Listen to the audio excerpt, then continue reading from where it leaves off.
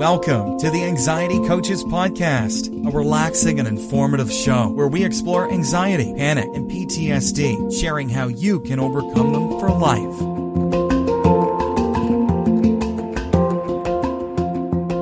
Aloha! Welcome back to the Anxiety Coaches Podcast. I'm your host and coach, Gina Ryan, and I am so happy to be with you again today as together we can consider the many ways to bring your mind and body back to its natural peace and calm. In today's episode, I want to address the benefit of sitting with your anxious feelings.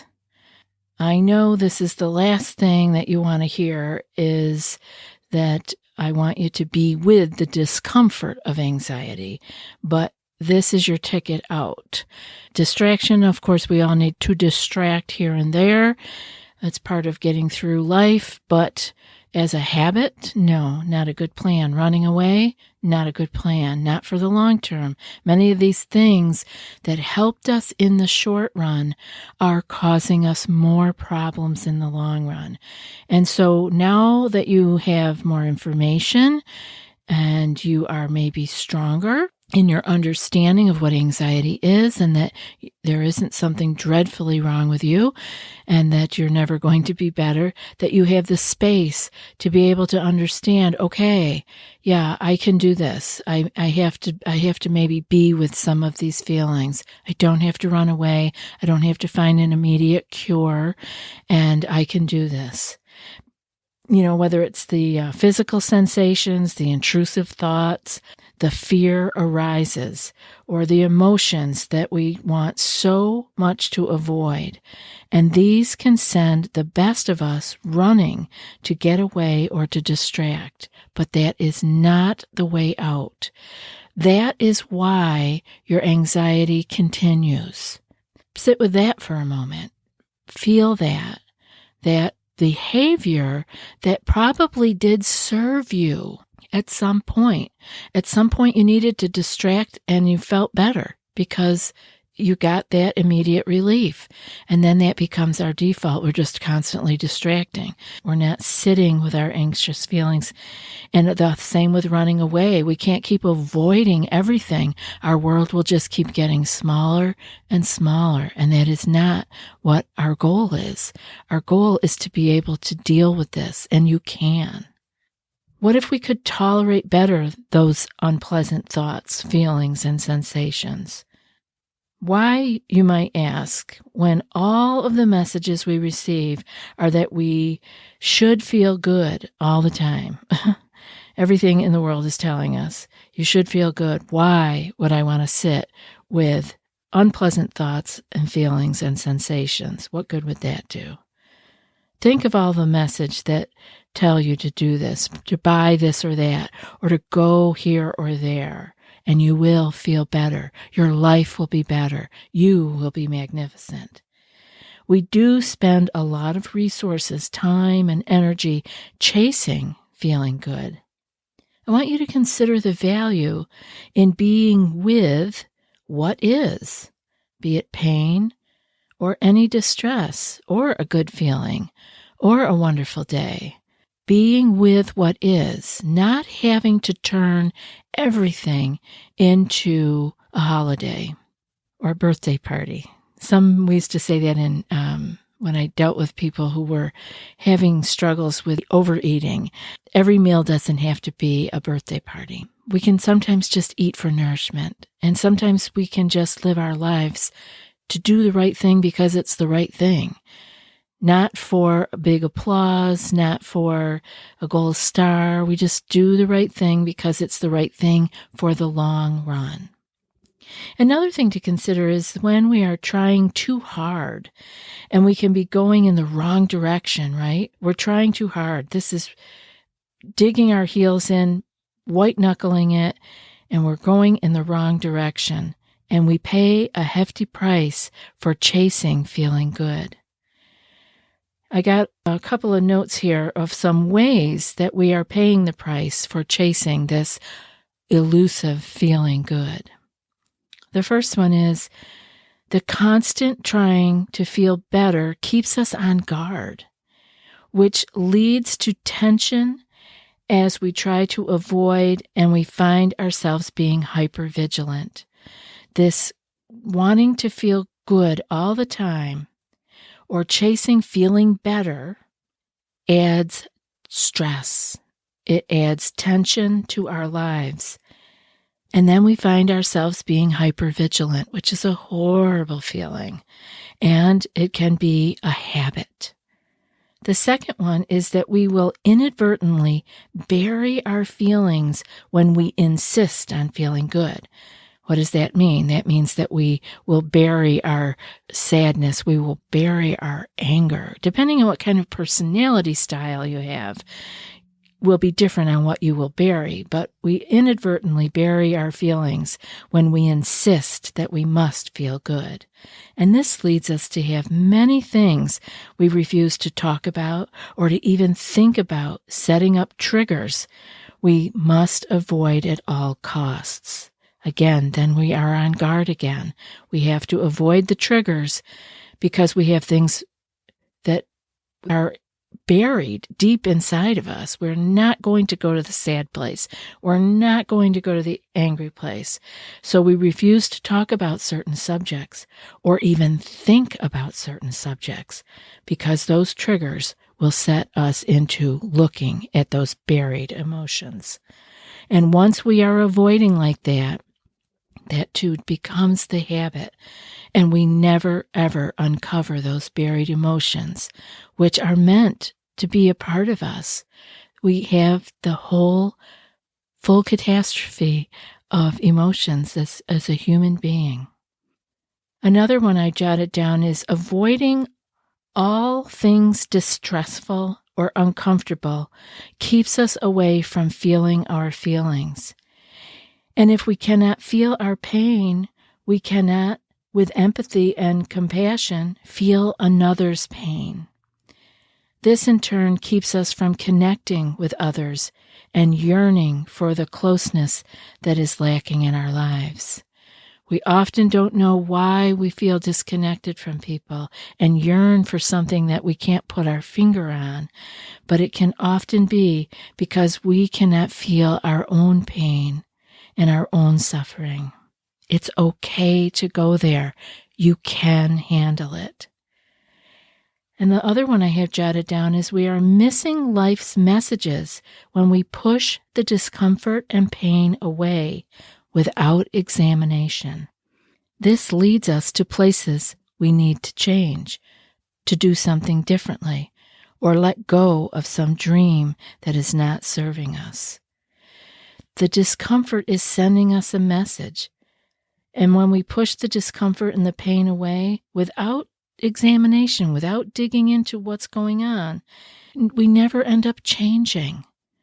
We just live by rote. It's day after day, Groundhog Day, because we will not examine, perhaps, what some of this discomfort and pain may be about.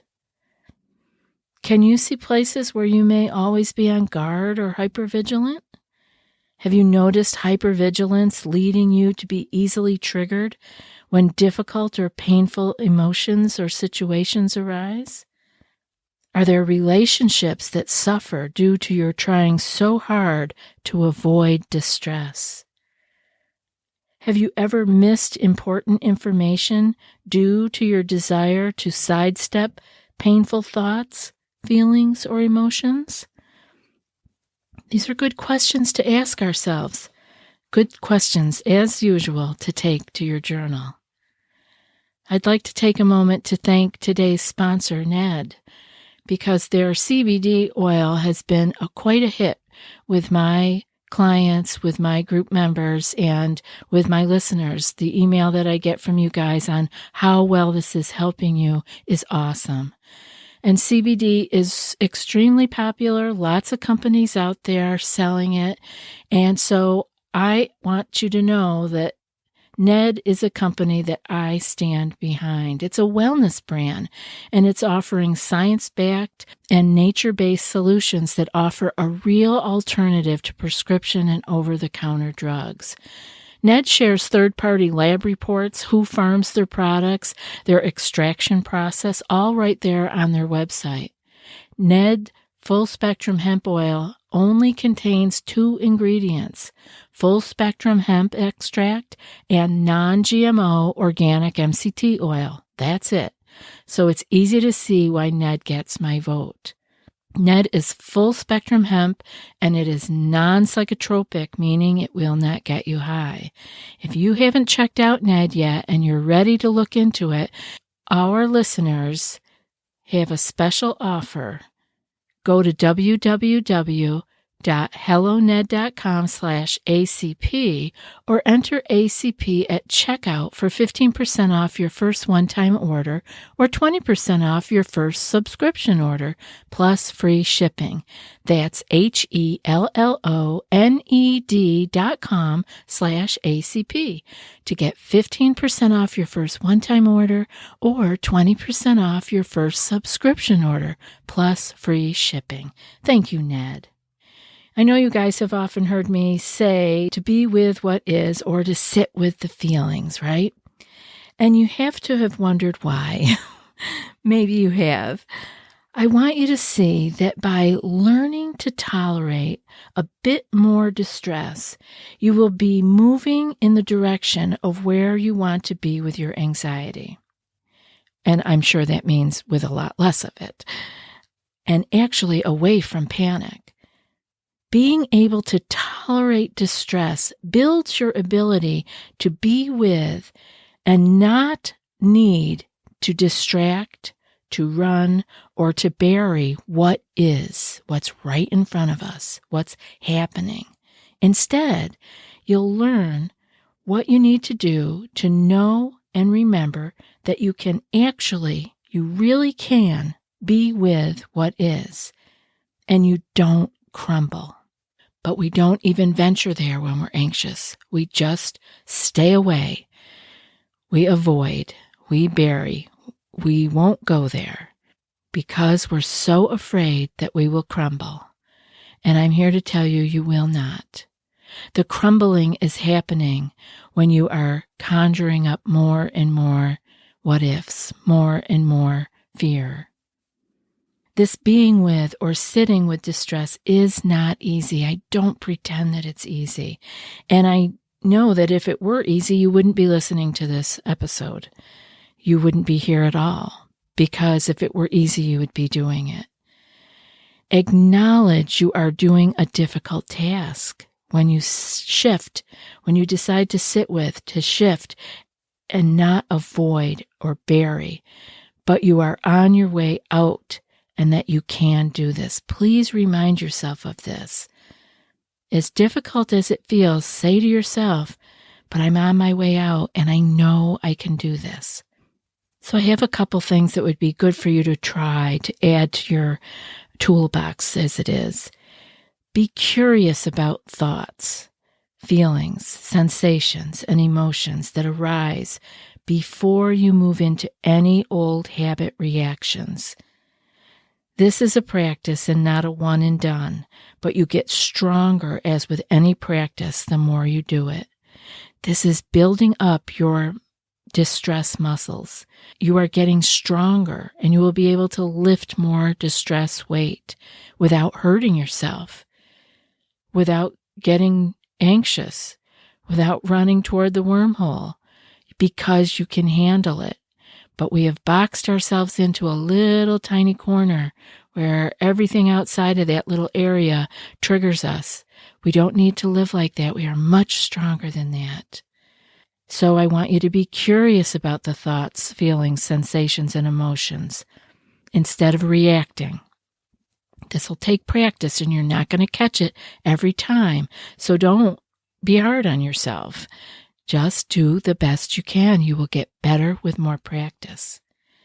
The next thing I want you to do is to remind yourself that changing how you deal with this distress will begin to turn this big ship around.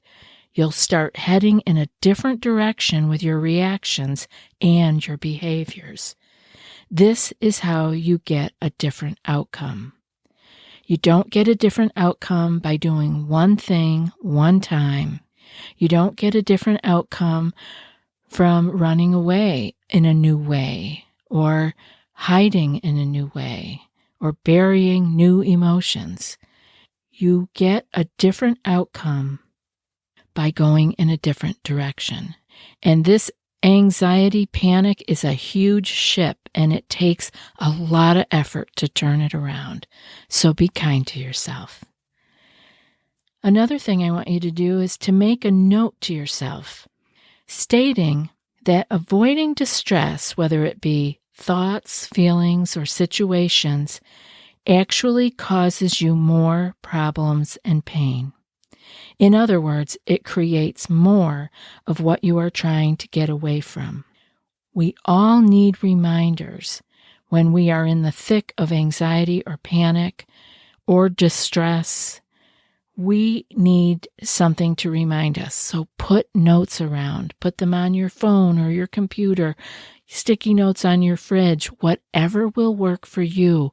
Remind yourself that avoiding the distress is causing you more problems and pain. It is taking you closer to the wormhole, not further away from it. There's so many things that we feel like we need to change. Don't feel like you need to do everything all at once. All of these episodes, all of these tools in our toolbox are there for taking as you see fit. There's a point where we drop these things because we have found a way to incorporate the important ones for us into our regular daily life. New things have become our default. Our ship has begun to turn around, and we don't need to focus on any of this so much anymore. But if you need to add some things, try these ideas on for size. See what ones work for you. Drop the ones that don't. And let me know how you're doing. I'd love to hear from you. anxietycoachespodcast@gmail.com. That's it for today's episode. And before I read today's quote, I want to remind you that if you want more than what's offered here and more personal guidance, you might be ready for our group coaching membership program. It's a deeper dive into what you learn here on these episodes. Each month, you'll receive 2 anxiety clearing skill sheets sent in email. You'll also receive 2 live group coaching calls, which are recorded in case you can't attend. Those will help guide you through your challenges. And there's also a secret Facebook group for coach and community support every day, all month long. So if you're ready for more, go to anxietycoachespodcast.com/group-coaching and join today. I'd love to see you in the group. And now for today's quote.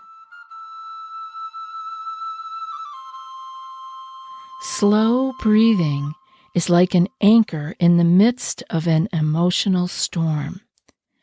The anchor won't make the storm go away, but it will hold you steady until it passes. And that's from Russ Harris. I'll be back in a few more days with another podcast. Until then, be well and aloha. Thanks so much for joining us for today's episode of the Anxiety Coaches Podcast. Find more information at theanxietycoachespodcast.com.